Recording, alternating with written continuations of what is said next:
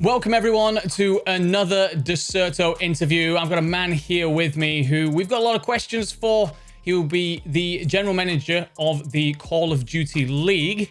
Please do feel free, sir, to introduce yourself to those watching. Hello everyone, my name is Daniel Tsay. I'm the general manager of Call of Duty Esports at Activision Blizzard. I actually started off my career in finance, in investment banking, actually. I worked the MBA in the global strategy group for several years, and that took me across a lot of different parts of that business. But my biggest area of focus was esports and figuring out how the NBA was going to enter esports. And so for us, that was launching the NBA 2K League, which is an esports league between the NBA and 2K. I was the head of league operations for several years as that league was starting up. And in March of this year, I came over to Activision Blizzard, which was really exciting for me. So what is it then that you feel transfers from that over to the Call of Duty League? What kind of skills are you looking to bring along? What experiences? Yeah, it was really fortunate to learn how to run a league from a place like the NBA, 7 decades of experience of figuring out what works. And in my role as head of league operations, whether that was developing a season structure, a compelling calendar, working with 2K, our developers on a product, and working with teams. A lot of those responsibilities directly transfer over to my role as general manager now of Call of Duty Esports. And thinking about product design, what is a compelling experience for our fans? And again, advising on business and competitive decisions with our teams. These are all responsibilities I do on a day-to-day basis now at Activision Blizzard. So it was a great experience to do that at the NBA.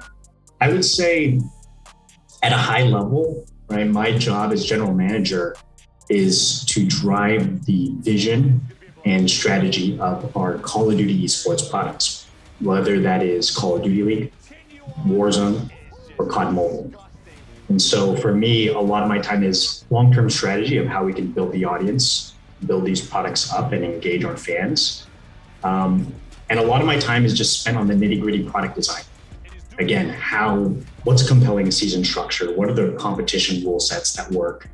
What are the development assets that we need to work with our franchise and the studios to deliver an exciting product for our fans? As I think about me inheriting this role and what I'd like to do, obviously, we're going to measure success by viewership and engagement. Those will always be major benchmarks for us.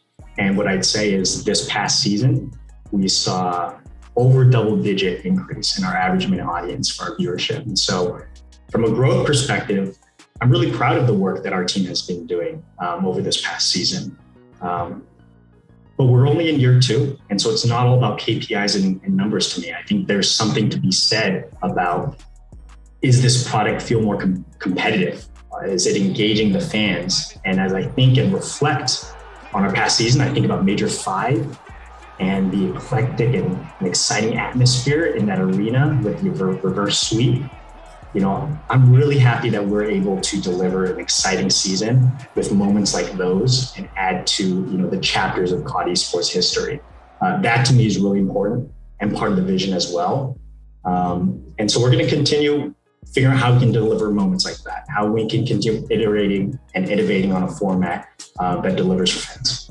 If you were to give me one big thing that, let's say we're 5 years down the line, that you want to look back and be proud of your influence having made that happen in the CDL, what would that be? 5 years down the line, I think the big vision is our players, our team brands are all household names, right? Because what that would have meant is we've grown our audience so large. We've converted the amazing COD player base, which is massive and exists today. And we've turned them into CDL fans, and we've grown new CDL fans.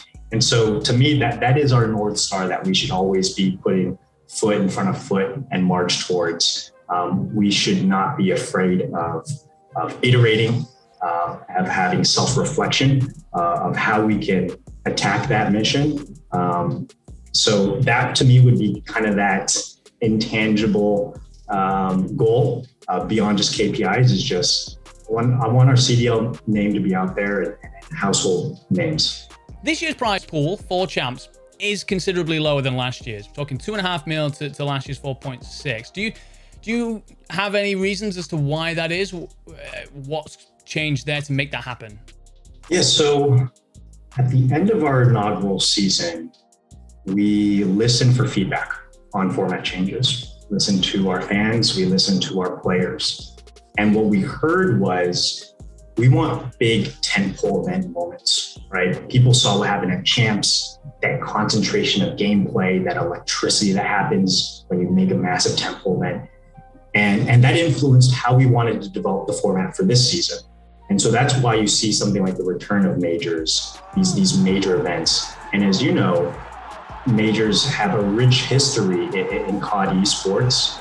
They have a level of prestige. They are substantial.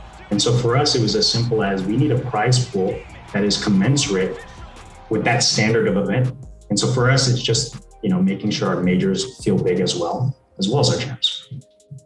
Sticking with the champs a little bit, the format this year, I think it's fair to say, is a little different, a little bit commented on, talked about in the scene. Why did the format change to what it is this year? What was the thought process there? So in general, I would say we are always trying to listen to our fans, listen to our players, and listen to our teams on what we should be doing better. We're not afraid to take a beat, have a little self-assessment of what we need to do to make a more compelling product. That's why you saw stuff like the majors, as you mentioned. When I think about something like our champs, we wanted to make it more exciting, right? I think one of the things that you'll notice is less teams make it to champs, right? That's one item that comes up. And I think that was important for us to increase the stakes of something like our postseason. And so part of that is just hearing the feedback from our teams, from our community. And then I'd also say some of it just comes out of the realities of, the uncontrollables of season one, right? With the pandemic and COVID. And so we needed to make adjustments based upon that as we entered this season. So I think a lot of the different format changes you see are a manifestation of what did we want to change now that we're coming out of the pandemic a little bit? And what are the things that we talk about with our players, fans, and teams? What is it that you feel comes to this champs that's going to make it feel special? You mentioned we are coming out of that pandemic. We are seeing that change in format. But what do you think is going to make this year something to really look forward to for the Call of Duty fans? Well, first and foremost, it's our first in-person live champs in CDL history, right? Like that alone is going to be incredibly exciting for us. We're going to have fans in the arena. It's going to be an amazing atmosphere. The electricity is going to be palpable. And so I'm really looking forward to just sitting and embracing and immersing myself in that arena. I think the champs will be fantastic. As it relates to different special things, we do have a couple tricks up our sleeves. Okay. But you're going to have to tune in to watch. So 19th to 22nd on YouTube. Don't be afraid to tune in. Oh, I'll be there. Don't worry. I'll be there for every single game. I'm looking forward to it. I'll be there with pen and paper in hand. You've mentioned COVID, by the way, a few times, and how that's affected what it is that you've wanted to do effectively. Are you able to maybe open up on a couple of those things? What kind of changes have you had to make? What are the kind of difficulties that this pandemic has brought to you? Yeah, I mean, I think COVID has presented challenges to everyone at large, right? We are obviously affected by that. But what I'd also say is we're really fortunate that our core product, we're still able to put it on via online gameplay, right? A lot of industries aren't able to do that. Having said that, we do still have obstacles that come with online gameplay, and hats off to the amazing team that I work with that was able to pivot in the middle of our inaugural season and flip the switch into having the season continue. And that same group of tech and broadcast wizards has been able to evolve that even more so this season. And along the way, again, we've delivered on double-digit viewership growth. So we've definitely had to pivot a little bit in response to some of the COVID challenges. And it's a testament to the staff. It's a testament to the players for presenting amazing gameplay and pushing through. And it's a testament to our fans for sticking with us and supporting us. And so for all that, we're grateful.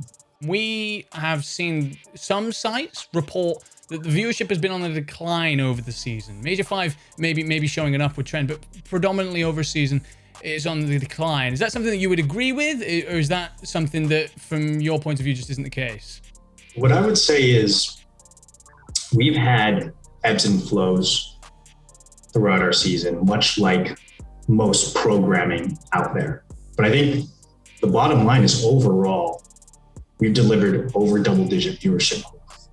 And with some of the obstacles that we've kind of pushed through this year, double-digit growth is amazing, right? And again, I want to give hats off to the players and the fans and our teams for supporting us and producing that product. But I think that's the real win here that we're proud of delivering on. Is there anything that you can think of or have planned to maybe try and spread the balance out a bit? Going back to that comment you made about making all of your teams household names. How do we make this much more of an equilibrium and a balanced sphere, in your opinion? I would say straight up front first, we're really proud of all the 12 franchises that we have.